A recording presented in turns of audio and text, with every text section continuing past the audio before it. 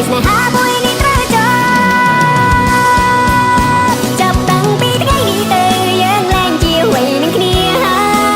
យរាប់រយលានពាងដង្ហើយត្រឹមខ្លាយទៅជាអនុស្សាវរីយ៍ទាំងភ្នែកបងហូរប្រៀបដូចជាភ្លៀងបងចូលមកលៀងបេះដូងឈឺចាប់ទៅផ្សាសូមបងទៅចងបងព្រមខូចចិត្តតែនេះ